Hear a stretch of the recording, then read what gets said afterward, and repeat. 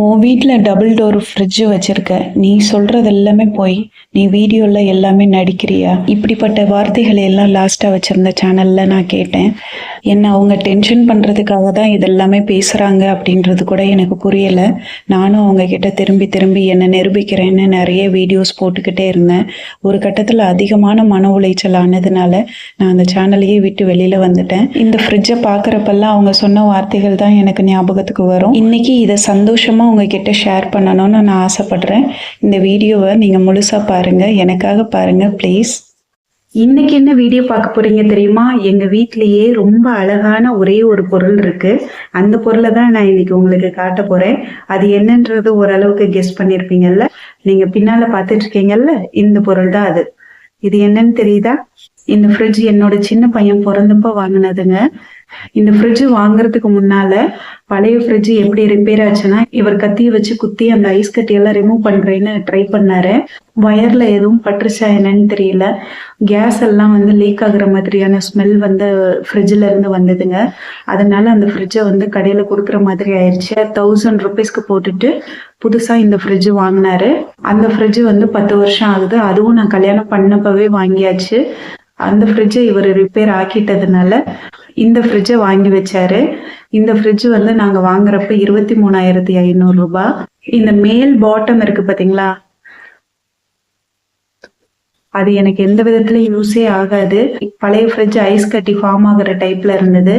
அடுத்து வாங்குற fridge ice கட்டி ஃபார்ம் ஆகுற மாதிரி இருக்கக்கூடாது அப்படின்றதுனால ஐஸ் கட்டி இதுல ஃபார்ம் ஆகாது அந்த மாதிரி டைப்பு தான் வாங்கினாரு. ஆனா என்ன ஒரு கொடுமைனா, மேலே எனக்கு எந்த விதத்துலையுமே யூஸே ஆகாதுங்க. கீழே இருக்கிற இந்த சைஸ் அளவுக்கு மட்டும்தான் நான் யூஸ் பண்ணிட்டு இருக்கேன். இது வந்து சிங்கிள் டோர் யூஸ் பண்ற மாதிரி மெத்தட்ல மட்டும்தான் நான் யூஸ் பண்ணிட்டு இருக்கேன். நான் சைட்ல போட்டோ போடுறேன் பாருங்க. இந்த ஃப்ரிட்ஜை நான் இப்போதான் புதுசாக வாங்கியிருக்கேன் அப்படின்னு பழைய சேனலில் ரொம்ப கமெண்ட் பண்ணுவாங்க.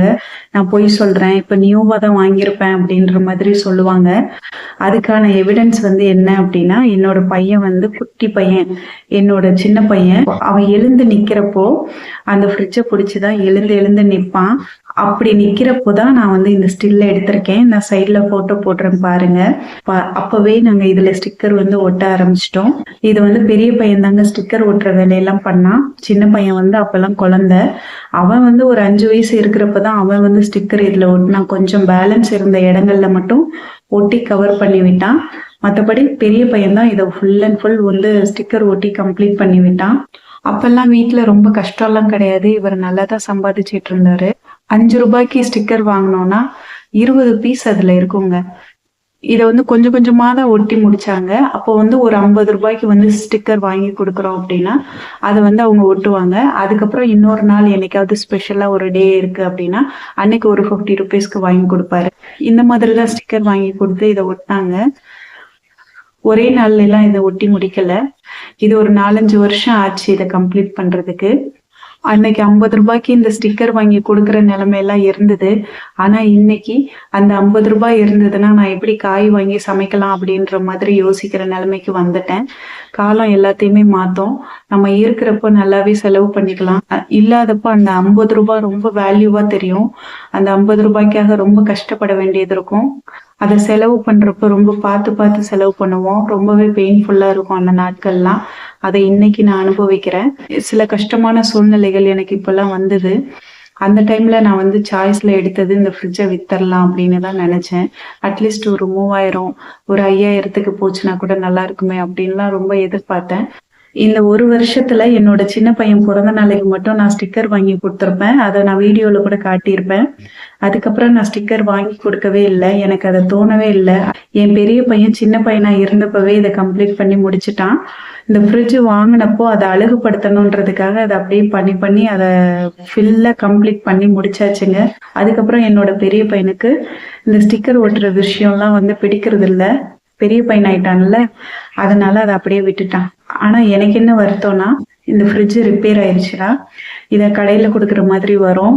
அப்போ இவ்வளோ ஸ்டிக்கர்ஸ் ஒட்டியிருக்காங்க. இது எல்லாமே அவங்களோட ஞாபகங்கள். இதுவும் சேர்ந்து தானே அழிஞ்சு போகும். அது ஒன்று தான் எனக்கு ரொம்ப வருத்தமான விஷயம்.